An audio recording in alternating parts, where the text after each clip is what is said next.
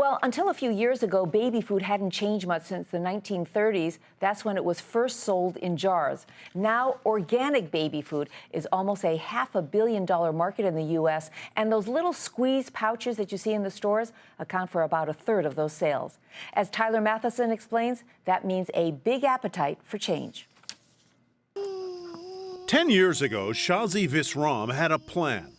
It was long before her husband Joe, their son Zane, or even their dog, that's Willie, were around. The dream was to change the way children were fed in our country by offering them optimal organic nutrition. At Columbia University's business school in 2003, this self-described health food nut was inspired by a friend, a mother of twins, who had no time to cook homemade meals. The market was screaming for something new.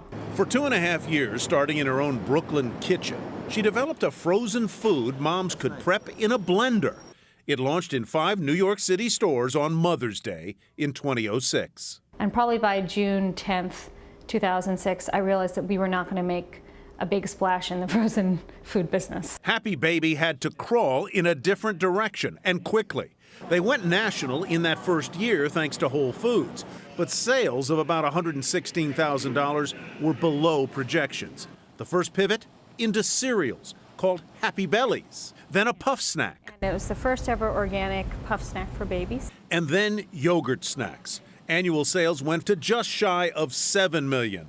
But it was a happy family in name only. I'm pregnant. I'm trying to take the subway home, and I literally did not have enough credit on one of my credit cards, nor from my debit card, to buy one swipe. I don't know how much lower it gets than that. Visram says Cliff Schorer, one of her advisors at Columbia, was invaluable. But even he had warned her about the difficulty she'd run into. And my initial response to that, quite honestly, was, do you have any idea how hard it is to get in the food business? It all began to change in 2008 when she found applesauce packaged in a pouch. I remember thinking, that is what we've been looking for all along. That's the alternative to the jar. It's the pouch. Happy Family introduced Happy Tots in 2009. Within 2 or 3 weeks, we had 3 items in the top 10 selling items of all the baby foods at Target. And we knew we had something. Did they ever? 2010 revenues were $13.3 million.